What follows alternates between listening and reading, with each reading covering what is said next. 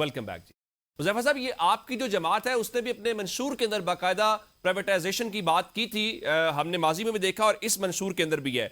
तो ये जो तीनों एयरपोर्ट्स बड़े हैं उनको जब निजकारी प्रोग्राम का हिस्सा बनाया जा रहा है या निजकारी की तरफ आप लेकर जा रहे हैं, तो इसकी क्या वजह है? क्या गवर्नमेंट उसको चला नहीं पा रही, कैपेसिटी नहीं है, सिस्टम के अंदर फॉल्ट है, या फिर ये फैसला हो गया कि नहीं, अब हमने कोई बिजनेस नहीं करना, ये प्राइवेट का काम है, हम रेगुलेट करेंगे और टैक्स कलेक्ट करेंगे? जी, बहुत शुक्रिया गौल साहब। गुज़ारिश ये है कि बिल्कुल ऐसा नहीं है। हम्म। बेसिकली पाकिस्तान के अंदर जिस तरह आपने देखा कि हमारी बड़ी एयरलाइन थी पीआईए, जब हमने उसको प्राइवेटाइज़ कर दिया हम्म। और उसके पीछे एक लंबी हिस्ट्री है। तहरीक-ए-इंसाफ का भी उसके ऊपर अपने एक मौक़िफ़ मौजूद था, हमारा भी एक उसके ऊपर नुक्ता नज़र मौजूद था। ठीक। उसके बाद अब एयरपोर्ट्स की मैनेजमेंट का मामला है, तो दुनिया के अंदर ज़ाहिर है बहुत सारे मॉडल्स मौजूद हैं कि बेसिकली एयरपोर्ट्स को आप आउटसोर्स करते हैं। ये नहीं जी। है कि कोई ऑक्शन कर देंगे, आप ज़मीन बेच देंगे।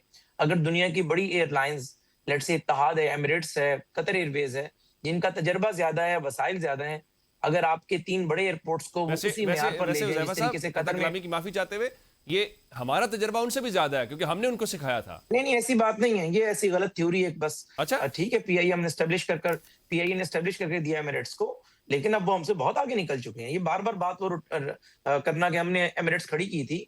हमारे पायलट्स बहुत कॉम्पिटेंट थे, उस दौर की बात है, लेकिन अब वो दौर गुज़र गया। ठीक। मकसद है कि वो कहते हैं कि आईने नौ से डरना, तर्ज़े कोहन पे अड़ना, हाँ। मंज़िल यही कठिन है कौमों की ज़िंदगी में। वाह। तो एमिरेट्स, इत्तेहाद और अभी जो कतर ने अहमद बिन जासिम एयरपोर्ट बना दिया 10 साल पहले, हम्म। तो उसने तो नए यानी बिल्कुल डायनामिक्स ही चेंज कर दिए। नहीं, इवन के कतर एयरवेज, सॉरी, आपके एमिरेट्स वाले जो हैं, जो आपका एमिरेट्स एयरपोर्ट है, उसके यही सीख कर पिछले 40-50 सालों में उससे भी बहुत बड़ा एक नया एयरपोर्ट बनाने जा रहे हैं। तो इस बात को मानना चाहिए, दुनिया मानती है।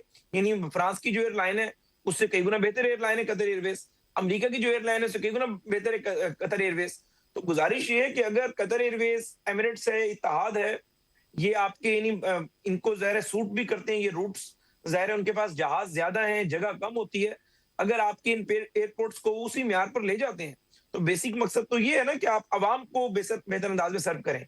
सिविल एविएशन का इदारा जो है, वो अब आपका जो एयर ट्रैफिक कंट्रोल है, उसको भी मैनेज करता है और उसके जो रेंट्स, टैक्स वगैरह है, वो कलेक्ट करता है और साथ जो है एयरपोर्ट की मैनेजमेंट भी कर रहा है। हम्म। अगर एयरपोर्ट की मैनेजमेंट जो है हमसे बेहतर एक्सपोर्ट लोगों के पास चली जाएगी, तो फिर हमारा काम सिर्फ रह जाएगा कि हमने एयर ट्रैफिक कंट्रोल को ठीक। जो है ज़रा वो मैनेज करना है और उसके ज़रिए जो हमें रेवेन्यू जनरेशन होगी वो ज़रा हमारे पास आएगी। हम्म। तो बहरहाल ये कोई दलील नहीं है कि आप जो है जितने भी ममालिक हैं वो एयरपोर्ट्स को इस तरीके से आउटसोर्स कर दें, लेकिन जिस तरीके से आपकी इकोनॉमी है, यू आर ग्रोइंग, यानी थर्ड वर्ल्ड इकोनॉमी है, ग्रोइंग इकोनॉमी है आपकी, तो उसके अंदर आपको ज़ाहिर है रेलवे का निज़ाम आपने बहरहाल बेहतर कर लिया, अच्छी बात है।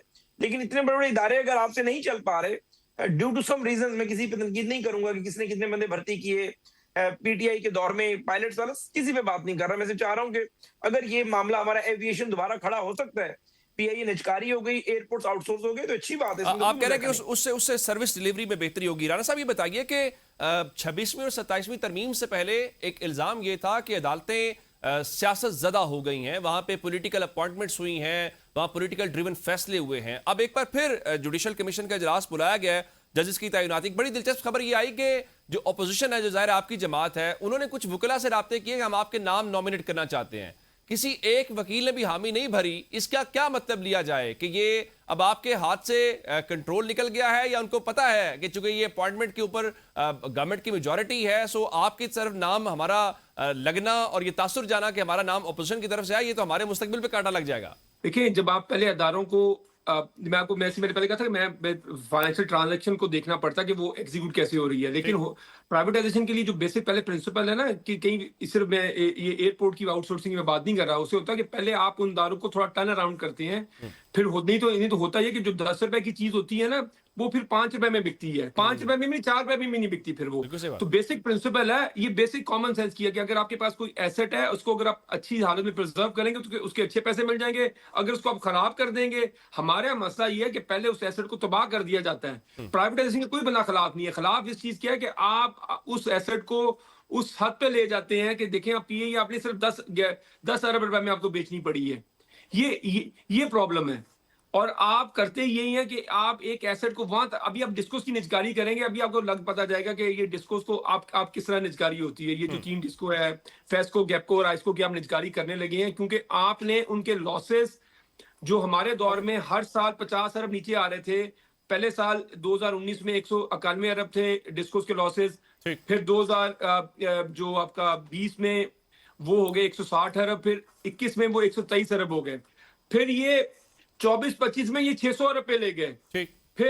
फिर उन्होंने सेलिब्रेट किया कि, और इनकी हुकूमत थी 24-25 600 अरब पे ले गया, 25-26 में इन्होंने सेलिब्रेट क्या किया, और जो तकरीरें कर रहे हैं इनके वज़रा, जो इनके एनर्जी के मिनिस्टर हैं मसूफ, वो कह रहे हैं मेरी कारकर्दगी चेक करें, मैंने डिस्कोस के लॉसेस 600 से 400 अरब कर उनको दिए हैं। तमगा दिया गया, उनको बाकायदा तमगा इसी बात का दिया गया। और मजे की बात है कि वो उन्होंने ये नहीं बताया कि वो 150 से 600 अरब भी वही लेके गए थे, हाँ। और वो सेलिब्रेट कर रहे हैं कि 600 से 400 अरब मैंने कर दी है। और इस साल के लॉसेस भी, जो भी हमने साल खत्म किया है, उसमें भी लॉसेस आपके 400 अरब से ऊपर के लॉसेस हैं। तो मेरे कहने का मतलब ये है कि जब आप इन एंटरप्राइजेस को सही तरीके से नहीं चलाएंगे, अपने क्रोनीज को, अपने भाइयों को बोर्ड के चेयरमैन बनाया गया, अपने भाइयों को, रिश्तेदारों को बोर्ड के अंदर डाला गया। मैं आपके प्रोग्राम में आपको चैलेंज करता हूं, हर एक एमएनए का भाई, भांजा, भतीजा इन डिस्कोस के बोर्ड में डाला गया। मैं आपके प्रोग्राम से चैलेंज करता हूं, बताता हूं कि कौन कौन सा रिश्तेदार इन सब का या एमएनए एमपीए का चेयरमैन, बोर्ड मेंबर बनाया गया,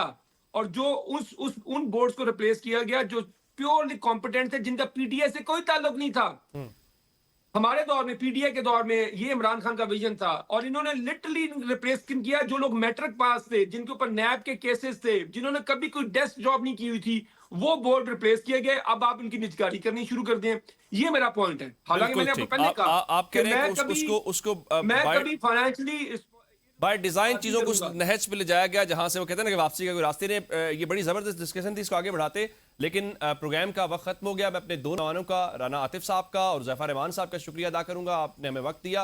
नाज़रीन, आपने गुफ्तगू भी सुनी और सवालात अपने मेहमानों के सामने रखे। आज के लिए प्रोग्राम से इतना ही, हमें इजाज़त दीजिएगा। अपना बहुत सारा ख्याल रखिए। खुदा हाफिज।